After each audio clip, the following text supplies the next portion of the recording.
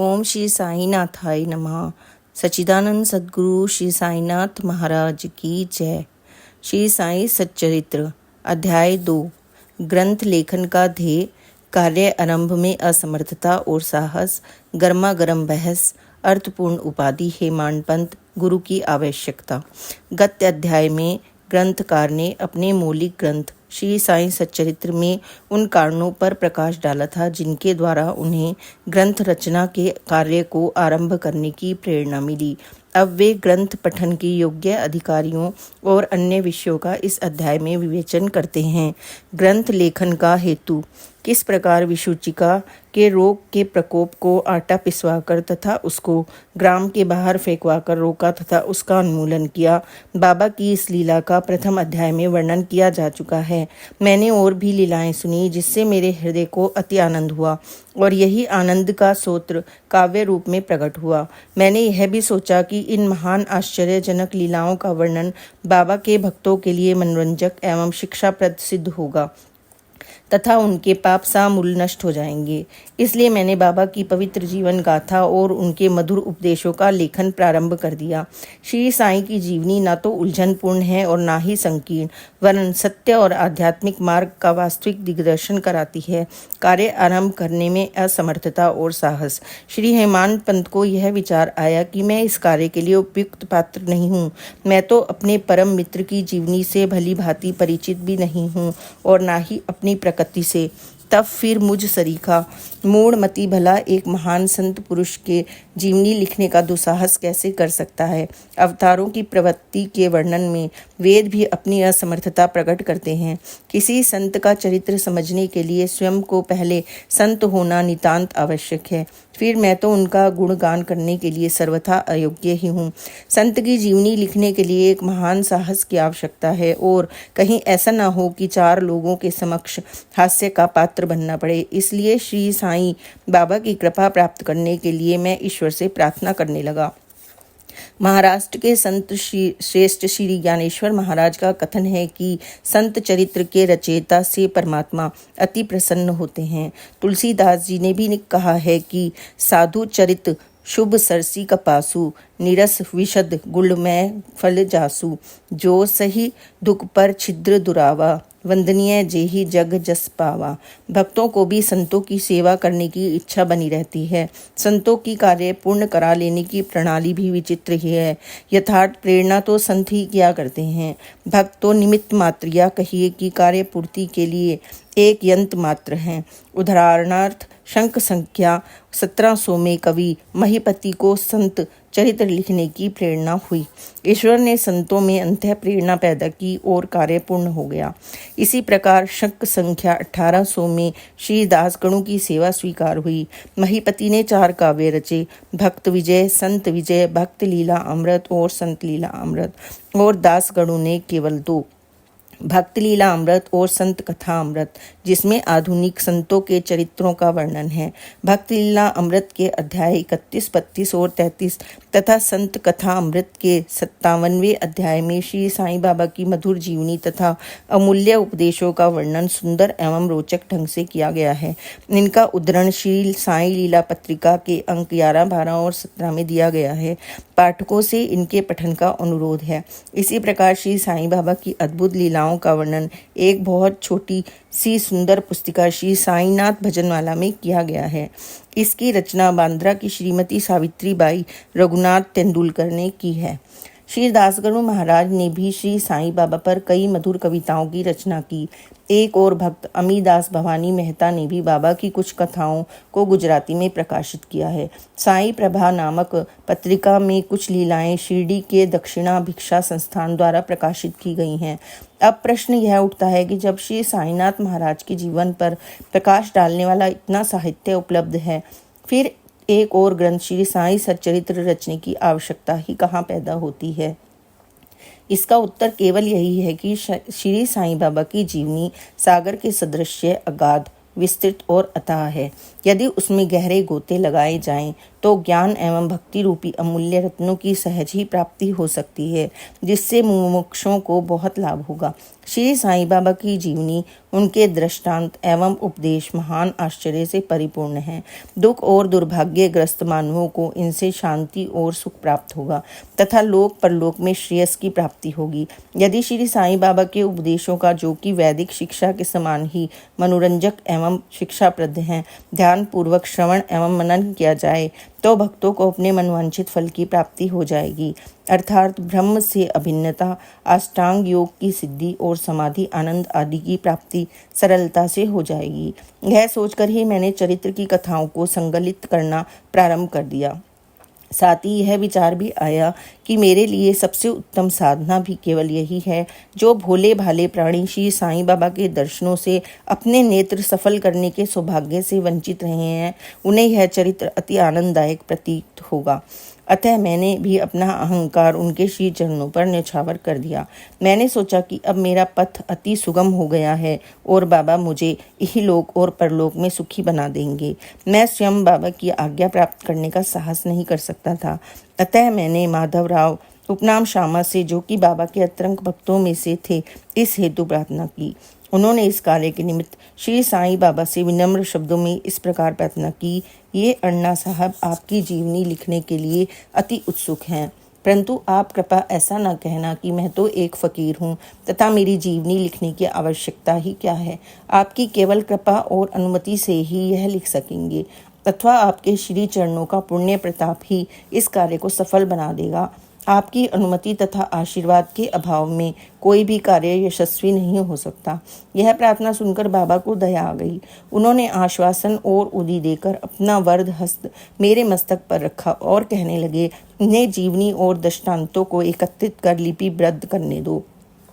मैं इनकी सहायता करूंगा। मैं स्वयं ही अपनी जीवनी लिखकर भक्तों की इच्छा पूर्ण करूंगा, परंतु इनको अपना अह त्याग कर मेरी शरण में आना चाहिए। जो अपने जीवन में इस प्रकार आचरण करते हैं, उनकी मैं अत्यधिक सहायता करता हूँ।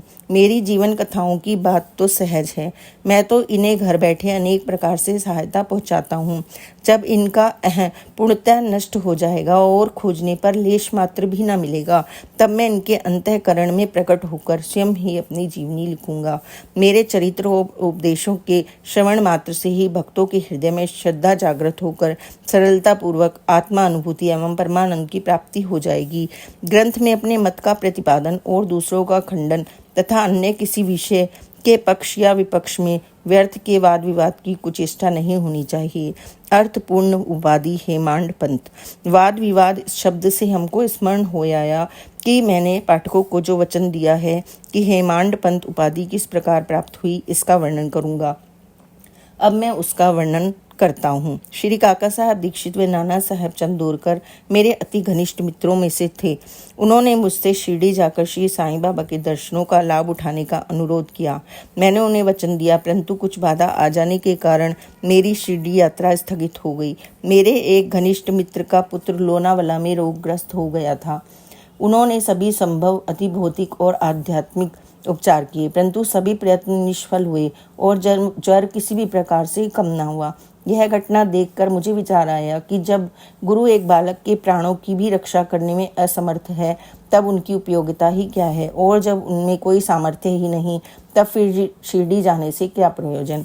ऐसा सोचकर मैंने यात्रा स्थगित कर दी, परंतु जो होना है वह तो होकर ही रहेगा, और वह इस प्रकार हुआ। प्रांताधिकारी नाना साहब चंदोरकर बसई के दौरे पर जा रहे थे। वे ठाणा से दादर पहुंचे तथा बसई जाने वाली गाड़ी की प्रतीक्षा कर रहे थे।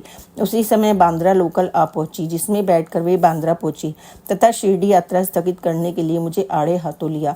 नाना साहब का तर्क मुझे उचित तथा सुखदायी प्रतीत हुआ, और इसके फलस्वरूप मैंने उसी रात्रि शिरडी जाने का निश्चय किया और अपना सामान बांधकर शिरडी को प्रस्थान कर दिया।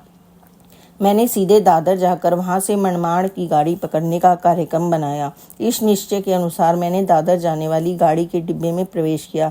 गाड़ी छूटने ही वाली थी कि इतने में ही एक यवन मेरे डिब्बे में आया और मेरा सामान देखकर मुझसे मेरा गंतव्य स्थान पूछने लगा।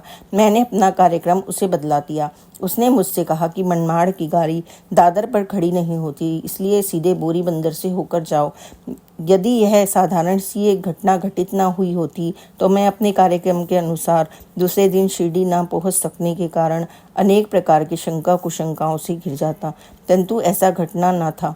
भाग्य ने साथ दिया और दूसरे दिन 9-10 बजे के पूर्व ही मैं शिरडी पहुंच गया।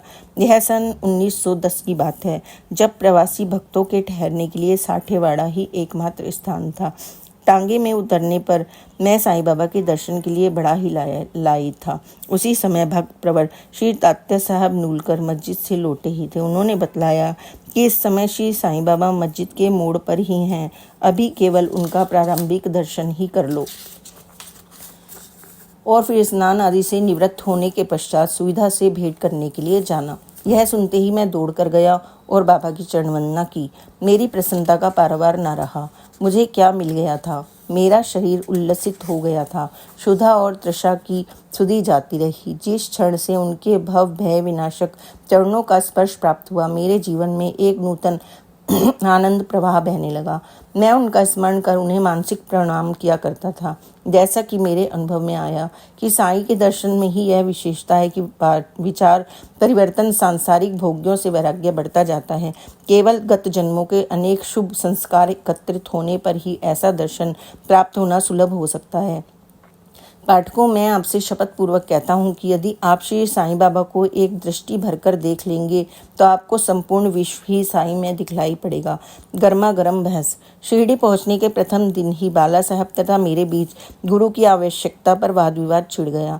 मेरा मत था कि स्वतंत्रता त्याग कर पराधीन क्यों होना, तथा जब कर्म करना ही पड़ता है तब गुरु की आवश्यकता ही कहाँ रही। प्रत्येक को पूर्ण प्रयत्न कर स्वयं को आगे बढ़ाना चाहिए। गुरु शिष्य के लिए करता ही क्या है, वह तो सुख से निद्रा का आनंद लेता है। इस प्रकार मैंने स्वतंत्रता का पक्ष लिया और बाला साहब ने प्रारब्ध का। उन्होंने कहा कि जो विधि लिखित है वह घटित होकर ही रहेगा। इसमें उच्च कोटि के महापुरुष भी असफल हो गए हैं। कहावत है, मेरे मन कुछ और है, विधाता के कुछ और। फिर परामर्श युक्त शब्दों में बोले, भाई साहब, यह निर्विद्यता छोड़ दो, यह अहंकार तुम्हारी कुछ भी सहायता न कर सकेगा। इस प्रकार दोनों पक्षों के खंडन मंडन में लगभग 1 घंटा व्यतीत हो गया और सदैव की ही भांति कोई निष्कर्ष ना निकल सका। इसलिए तंग और विवश होकर विवाद स्थगित करना पड़ा। इसका परिणाम यह हुआ कि मेरी मानसिक शांति भंग हो गई और मुझे अनुभव हुआ कि जब तक घोर दैहिक बुद्धि और अहंकार न हो तब तक विवाद संभव नहीं। वस्तुतः यह अहंकार ही विवाद की जड़ है। जब अन्य लोगों के साथ मैं मस्जिद गया तब बाबा ने काका साहब से संबोधित कर प्रश्न किया कि साठेवाड़े में क्या चल रहा था, किस विषय में विवाद था। फिर मेरी ओर दृष्टिपात कर बोले कि इन हेमाड पंत ने क्या कहा। ये शब्द सुनकर मुझे अधिक अचंभा हुआ। साठेवाड़ा और मस्जिद में पर्याप्त अंतर था। सर्वज्ञ या अंतर्यामी हुए बिना बाबा को विवाद का ज्ञान कैसे हो सकता था। मैं सोचने लगा कि बाबा हेमाड पंत के नाम से मुझे क्यों संबोधित करते हैं। यह शब्द तो हेमाद्री पंत का अपभ्रंश है। हेमाद्री पंत देवगिरी के यादव राजवंशी महाराजा महादेव और रामदेव के विख्यात मंत्री थे। वे उच्च कोटि के विद्वान, उत्तम प्रकृति और चतुर्वर्ग चिंतामणि और राज प्रशस्ति जैसे उत्तम काव्यों के रचयिता थे। उन्होंने ही हिसाब किताब रखने की नवीन प्रणाली का आविष्कार किया था और वही बही खाते की पद्धति को जन्म दिया था। और कहाँ मैं इसके विपरीत एक अज्ञानी मूर्ख और मंदमती हूँ। अतः मेरी समझ में यह नहीं आ रहा था कि मुझे इस विशेष उपाधि से विभूषित करने का क्या तात्पर्य है। गहन विचार करने पर मैं इस निष्कर्ष पर पहुंचा कि कहीं बाबा ने मेरे अहंकार को चूर्ण करने के लिए ही तो इस अस्त्र का प्रयोग नहीं किया ताकि मैं भविष्य में सदैव के लिए निराभिमानी एवं विनम्र हो जाऊं, अथवा कहीं यह मेरे वाक चातुर्य के उपलक्ष्य में मेरी प्रशंसा तो नहीं है। भविष्य पर दृष्टिपात करने से प्रतीत होता है कि बाबा द्वारा हेमाड पंत की उपाधि से विभूषित करना कितना अर्थपूर्ण और भविष्य गोचर था। सर्वविदित है कि कालांतर में दाभोलकर ने श्री साईं बाबा संस्थान का प्रबंधन कितने सुचारू एवं विद्वतापूर्ण ढंग से किया, हिसाब किताब कितने उत्तम प्रकार से रखे तथा साथ ही साथ महाकाव्य साईं सच्चरित्र की रचना भी की। इस ग्रंथ में महत्वपूर्ण और आध्यात्मिक विषयों जैसे ज्ञान, भक्ति, वैराग्य, शरणागति व आत्मनिवेदन आदि का समावेश है। गुरु की आवश्यकता, इस विषय में बाबा ने क्या उद्गार प्रकट किए। इस पर हेमाड पंत द्वारा लिखित कोई लेख या स्मृति पत्र प्राप्त नहीं है, परंतु काका साहब दीक्षित ने इस विषय पर अनेक लेख प्रकाशित किए हैं। बाबा से भेंट करने के दूसरे दिन ही हेमाडपंत और काका साहब ने मस्जिद में जाकर घर लौटने की अनुमति मांगी। बाबा ने स्वीकृति दे दी। किसी ने प्रश्न किया, बाबा कहाँ जाए? उत्तर मिला, ऊपर जाओ। प्रश्न, मार्ग कैसा है?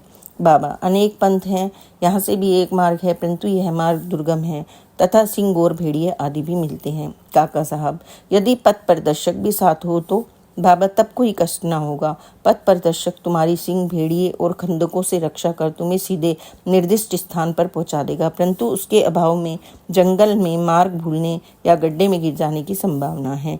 दाभोलकर भी उपयुक्त प्रसंग के अवसर पर वहां उपस्थित थे। उन्होंने सोचा कि बाबा जो कुछ कह रहे हैं वह गुरु की आवश्यकता क्यों है, इस प्रश्न का उत्तर है। उन्होंने सदा के लिए मन में यह गांठ बांध ली कि अब कभी इस विषय पर वाद विवाद नहीं करेंगे कि स्वतंत्र या परतंत्र व्यक्ति आध्यात्मिक विषयों के लिए कैसा सिद्ध होगा।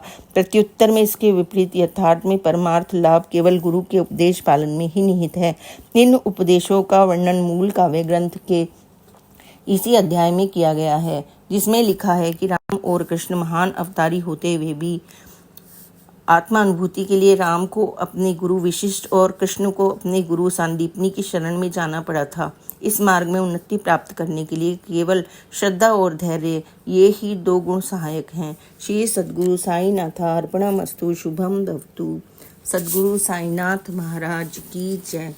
Please like and share this channel. ओम साई राम, जय साई राम, ओम साई राम।